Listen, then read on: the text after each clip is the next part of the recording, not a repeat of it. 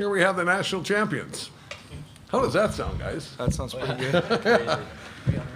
Coach, let's start with your thoughts, if you don't mind, please. First, I'd just like to congratulate Minnesota on an amazing season. Coach Motzko, killer. They did a great job. Like, just outstanding people, outstanding coaches. They had a great team. And in terms of winning tonight, like, it's awesome. It's awesome. I don't even know if I can even talk up here. Just awesome. So we're excited. I'm so proud of these guys. Great group.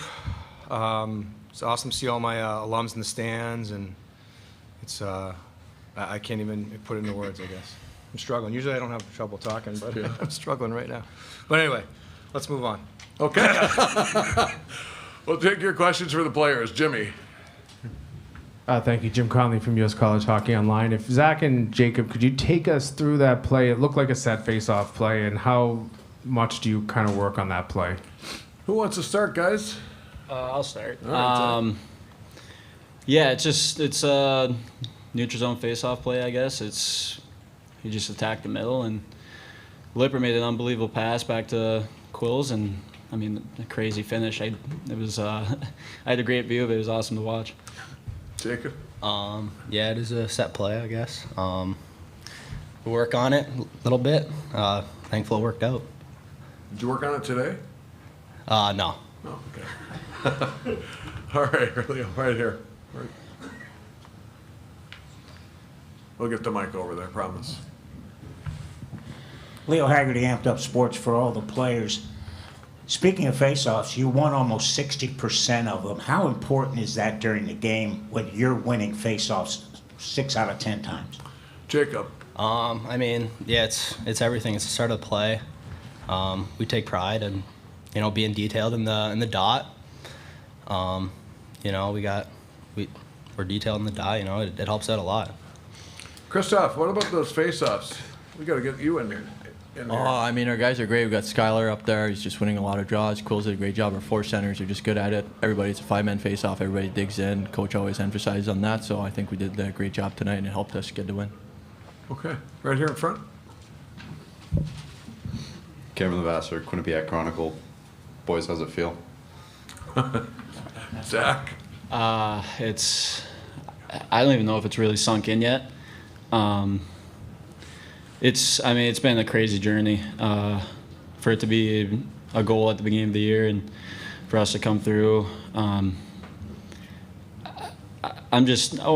happy for all the alums and the guys that came before us that set the foundation that we were able to grow from. Bunch of them were in the stands today and reaching out and supporting us through this whole journey, and they've been awesome. So. And even the fans, we had amazing fans here. We had amazing fans in Bridgeport. So I'm happy for everyone, all the students back at Quinnipiac, all of our supporters. Couldn't do without them, but it's a dream come true. Jacob, how does it feel? It's unreal. I mean, we're such a close group of guys. Everyone's best friends on the team. I love every single one of these guys. We put our sweat and tears in every day working at the rink, and we had a tough way to get to the final, but we battled every day. Feels unbelievable. Christoph, that puck went in, won the game. What was going on? What was going through your mind? Take us through it. I don't really know, to be honest. Zach just made a really good play. I went to net stick on the ice and went in, but credit to this group of guys. We're a family, and we got it done. So. Did you jump up and down? We were back here. We didn't really see you. No, I didn't really jump. I tried to stay calm, but yeah, it was a great feeling. All right. In the back, Ryan. Ryan Kennedy from the Hockey News. A question for Jacob. You had a big jump in points this season, and of course a really big Frozen Four and named Outstanding Player. What can you attribute that growth in your game to? What do you think went right for you in particular this season? During the summer, I stayed back at school and worked with Coach Burgess all summer. I think that really paid off. But I mean, a lot of good guys left last year, like Bonjo, Oliver Chow, and I wanted to step up. But then also we got great players like Metza, Telly, Lipkin, Graf. I mean, they're unbelievable to play with. I mean, I credit to them too. All right, Wyatt, right here in front. There's the mic, Wyatt. All right. Wyatt Ross, Tampa Bay Sports Commission. What advice would you give to any younger viewers hoping to be in your shoes today? Who's that for, Wyatt? Who do you want to answer it? Any three of them. Any of the three of Maybe them? the captain over there. All right, Zach. Believe in yourself. Don't compare yourself to others. Everyone's got their own path, their own journey. Some guys bloom later than others. Like for me, for instance, when I started at Quinnipiac, I was in the lineup. I was battling to just get ice time, and I was always raised right. I was always told just keep my head down, keep working, stay in your lane, and that's what I did. So my advice to younger players who want to be in this position is just, work in the dark, work in silence. You don't need to show it off on social media and all that. Just put in the work every day, be consistent with it, and don't compare yourself to others. Everyone's on their own path. That's pretty good advice, huh, Wyatt? Bernie? Bernie Corbett, Hockey on Campus, Sirius XM NHL Radio. First of all, Rand, thank you for doing Hockey on Campus, Sirius XM NHL Radio this morning. Wanted to ask you about what went through your mind, I'm sure, about This is for the players. We're on the players, Bernie. Oh, I'm sorry. Keep up. You got to keep up. You've been doing this for a while. You know how it works. Right here. Ryan Johansson, QBSN. Your teammate Colin Graff just tied the single season points record for your program. Could you talk about his impact this year? He was unbelievable. He was our best player all year. Brought a dynamic element to our forward crew, and him, Quills, and Lipper all year found a chemistry that was unbelievable and carried us a lot through the year. And he's a special dude. He works his bag off the ice. He puts the time in everywhere he needs to, and I'm happy for him. He was unbelievable this year. Mick Hand from the Rink Live. Christoph, you guys get down 2-0.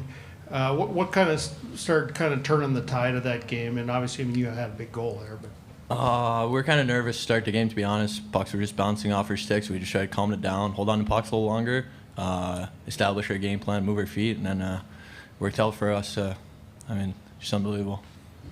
Back row there on the left, guys. Owen Gunn, WTV Sports. Zach, this one's for you. You talk about just like being so happy for the alumni. Just what kind of impact have they had on you? For me, it started my freshman year with the senior class and the leadership that I had coming in that just set the tone for us freshmen. That kind of, whenever we strayed away, they brought us back, kind of kept us on a tight leash, but they were awesome, and they showed us the way, and allowed us, as we got older and became part of the leadership group, like we were able to pass it down to the younger guys. And then the other alumni that I didn't get the opportunity to play with, they've been reaching out left and right. They're asking what they can do, like Devon talking to us and giving his advice. And then, I can't even list all the other alumni, but I saw a bunch of them with tears in their eyes in the stands after the game. Like, it's unbelievable how deep Bobcat blood runs. And it means so much that we were able to bring this championship to them. In the back, right behind you. In the back, right behind you. Turn around. Yeah, good. Thank you. Ryan Solomon, Quinnipiac Barstool. Zach, what are your thoughts to the people back home in Hamden who are watching you? Is the party on or what? We couldn't have done it without them. It is their support in Bridgeport, all the home games, even here, we had an unbelievable crowd. They were awesome. But yeah, they better be ready when we come back. All right, in front here, Chris. Chris Lurch, U.S. College Hockey Online. For any of the players, guys, what was the feeling in the third period when you were dominating in shots and not able to get the equalizer and then finally getting it? Christoph? I think we had him, to be honest. We were in the locker room. We were a confident group, and we kind of knew we had him, to be honest. We told each other we're family. We kept working, and it worked out for us. So we're just a family here, and so happy we got it done, to be honest. Jacob, you want to chime in on that? After that tying goal, we had all the momentum in the room. We were staying confident. We were taking that momentum right out into overtime and paid off. Okay, back here in front, Mick. Mick Henn from the Rink Live. Jacob, talk about, you guys took the timeout. Obviously, you got the power play, but what did you guys talk about in the timeout, and how quick, I guess, did you want to get the goalie up? Yeah, I think Rand pulled the goalie like 3:30. I mean, we wanted to execute our game plan, 6-on-4. We practice it a lot every week. And the boys executed. We got a puck to the net and jam one in. In the back over here on the right. Phil Jubileo, Quinnipiac Media. Christoph, this one's for you. Can you just talk a little bit about your development during the course of the season? Because as the year has went on, you've produced some big moments. Obviously tonight, the biggest one with that first goal, but it seems like it's been a building process for you. I don't really know, to be honest. I'm just happy we won. I've worked hard all year with our training, our coach Brajesh. The guys just helped me a lot. I've got great teammates, everybody supporting me, so just happy I could help. It's just unbelievable. It's not about me, about the guys for sure. Okay, back here. Matthew Mugno, QBSN. For all three of you, there's so many family members of yours that have been around, not only just immediate family members, but extended friends. What does it mean to be able to see them after this? I know you haven't seen them, that haven't even really enjoyed the moment yet, but what does it mean to have that support and have that support now to go back to? Jacob? Yeah, I mean, my brother came, supported me. He's my biggest fan. I was pretty emotional seeing him in the stands. But I mean, even there's a lot of other family that have support from me. The Hankies, mom, the Altmans. It's been great. There's support up and down the lineup from everyone. Christoph? I've got a lot of family here. I got my best buddy here, my family, but it's been great to be honest. Everybody's supporting us, school, our family, our friends, alumni, everybody. We felt the support from everybody, and it really helped us. And yeah, it's unbelievable having them support us. Zach? It means the world. I got a lot of family here. My mom, my brother, family that flew in from Colorado, Minnesota. So the Minnesota family were a little twisted on who to root for, but yeah, I mean, their support means the world. You can't do it without a good network around you, and I'm very fortunate to have that. All right, guys, we'll let you go celebrate with your teammates. Thanks very much. Have fun. Thank you, guys. Awesome. Excellent job, guys. Excellent. Thank you. All right, we'll continue on with your questions for Coach Pecknell. Jimmy? Thanks, Rand. Jim Conley from U.S. College Hockey Online. How concerned were you down 2-0, and what changed, I guess? It did seem that you guys got a little bit of momentum after their second goal. Yeah, you're always concerned when you're down 2-0 to the number one team in the nation. I don't know, there was a lot of, we struggled a little bit in the first. I thought Minnesota was great in the first. They were causing the struggles for us, and then pucks were hitting our sticks and bouncing, and just, there just was some. We were getting bad bounces too as part of it.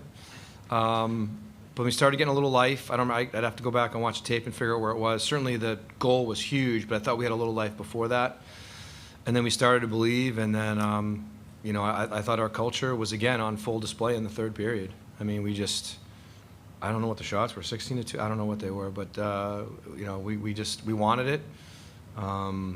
I can't tell you about the overtime goal because I still haven't really seen it because the kids jumped up because I think they thought it was going in. But I'm just so proud of these guys, and we talk a lot about culture and character, but there was a lot of belief in the third period. We were so positive, and we just felt like we were gonna score, we were gonna tie it, and we were gonna win this game. Leo. Coach, congratulations on your first national championship. Thank you. That sounds really good too. Yeah, I figured you'd like that part.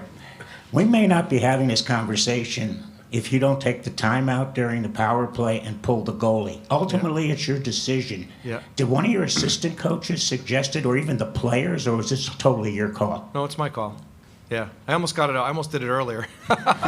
As we all know, I like to pull the goalie. I just feel like it's, you're going to wait a little bit, go 6-on-5. Why not do it 6-on-4? And especially with an O-zone draw, you're probably going to take possession as we got, and we practice it. And Graffer makes a great play, and really, if you watch that goal, we scored that goal because Sam Lipkin is doing exactly what he's told to do. He's hiding off the back post, and the goalie knows that, and he cheats the pass, and Graffer beats him with the 5-hole goal. Like, it's that Lipkin, I don't know if you got a point on it, but that's Lipkin's goal. Like, he did his job, and it caused that confusion, and we've done it a lot over the years, just power play where we go off that back door, and obviously we got a little fortunate too, but they executed it. We don't practice it every day, but we do practice our 6-on-4. You have to be prepared, and they found a way. Bernie. Apology to the chair and also to Marvin. Sorry, Bernie. Bernie Corbett, Sirius XM NHL Radio Hockey on Campus. Congratulations, Rand. Thank you. Question about thoughts through your mind about your dad, your early hockey influence, hockey icon, New Hampshire Hockey Hall of Famer, conquered Eastern Olympics where you were the stick boy, played at Michigan State for a Western school, and I'm sure there were thoughts about him tonight with the moment. Yeah, I mean, you're gonna choke me up with that one, so. Sorry. Yeah, I miss him. Sorry. I can't answer it. That's okay. That's all right. No, I miss him, and he's been gone a while, but. All right. Chris. Next question. Oh, you're good. Okay. All right, good. Right here in front. Cameron Levasseur, Quinnipiac Chronicle. Rand, from where you started with this program, if somebody would have told you back then that 29 years from then you would be a Division I national champion with the same program, what would you have told them? Oh God, it wasn't even a thought. Like, it was a grind. I mean, I worked, my life was 12-hour increments. We practiced at midnight. I had a teaching job, so I'd get home from school, my job, I'd sleep 3 to 6. I'd get up, I had to go recruit because we weren't very good. I didn't even have enough players. And we practiced at midnight, and I got home, I slept 3 to 6 a.m., and then I got out. Like, I was just survival mode, so that wasn't even we were D3, we were a bad D3 team. So it's you can't even believe where we were. Some of the guys were here tonight from that first team. It's incredible to do what we've done and be where we are, so, we're just excited to get it done. In the back. Rand, you said earlier that you. Could you identify sorry, yourself? Zach Hochberg, Q30 Television. You said earlier that you couldn't put a price on a national championship. Now that it's happened, can you try to put into words what the championship means? You can't put a value on it, what it means for me or our university. It's phenomenal. Ryan. All right, we'll just flip back. Yeah, Okay. that's fine. Phil Giubileo, Quinnipiac Media. Rand, I know, and you've kind of joked about it in the past, or you talk about that 16 team, and you don't play favorites, but you really love those guys. Has that opinion changed now that you have a national championship under your belt? Yeah, we can't, as a dad and a coach, we can't play favorites. But I might be changing my mind. No, I've been so lucky the last, a long time. Like, we just have great group after great group, and, credit to my assistants, and, Mike Corbett, and before that was Reed Cashman, and Billy Riga, who's now the head coach at Holy Cross, and Joe Dumais, who's now at the 7th year. Like, probably the most important thing that happened for this national championship is Joe says no to union head job and comes back. And that, like, Joe he's a rock star. He's one of the best assistants in the game. Coach, recruiter, just a great person. The guys love him. He helps create our culture every day. The guys just love being around him. I can't give Joe enough credit for this. He actually, if I did it over again and really thought this through, I would have brought Joe up here and put him right here next to me. He should be in here with us. All right, Ryan. Ryan Kennedy from the Hockey News. Just going back to the building of this program, was there a point where you thought to yourself, okay, this is the culture and it's taking hold? Because obviously there's been success before now, and this being the ultimate success. Right. Yeah, I mean, there's a lot of things. I mean, I had a lot of great kids in my early years too, but I just didn't have 26 of them every time in the locker room. Like I did. I had some great kids in my early years, my D3 years, some awesome kids. We just had a mix. We had some guys that good players. They weren't that committed, whatever. I always feel like that 2006 class, which was Ty Dienema and Mike Bordieri, John Kelly, Joe Dumais. I should look up who was all in that class, but they changed everything for us. We kind of went in the ECAC, and they just kind of set the tone. We went from there. There's a lot of important people over there. Like the Jones twins came in. They just changed our practice habits. Connor and Kellen Jones. Like, I wanted to get better in practice. I really felt like we needed to be better in practice so that kids would improve more.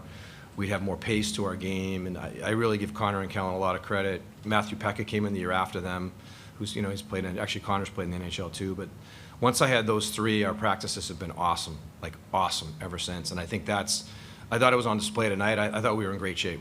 Like, we were in great shape. We we just kept coming the whole third period, and I thought we did the same thing against Michigan. I thought we were in better shape, and that's why we want to practice hard every day. In the back. Gage Kilborn, Q30 Television. Rand, this is not only the first NCAA national championship in program history, it's the first one in school history at Quinnipiac. Can you describe what it feels like to bring home the first NCAA national championship to do home? Yeah, I mean, it's awesome. I was just trying to keep it together on the ice and not cry. Yeah, again, you can't put a value on it. You just can't. It's awesome. You see the governor before the game? Governor of Connecticut? Yeah, he's here to watch your team. Oh, I didn't know that. Oh, yeah. maybe I'll get a photo with him later. Nice outgoing present too for your commissioner. Yes. Yeah, that was Steve nice. Hagel, yeah. So he's retiring, so it's great to do something for him. He's been in the ECAC forever, pretty much. He's been there a long time, so. Okay. Oh, there he is. Yeah, excited for him to move on with his next chapter of life, but it was awesome to have Steve here too. Jimmy. Thank you, Jim Conley from USCHO. Your players didn't say too much about the play you ran from center ice there at the end. Who decides, who makes the face-off plays? Is it the centers or the players that are on the ice together? Did you call it? Was it something that was called, I guess? And how often do you practice those? We don't have a million, but we have face-off plays on all 9 dots. That one was Joe Dumais. It's his play. We have different responsibilities, who's calling different things, but I got to give Joe credit for that one. Okay, Leo. Leo Haggerty, Amped Up Sports. Coach, I'm going to steal a second one. When you walk into a recruit's house now and you show them that national championship ring, how much is that going to improve recruiting going to the future? Yeah, it should help a lot.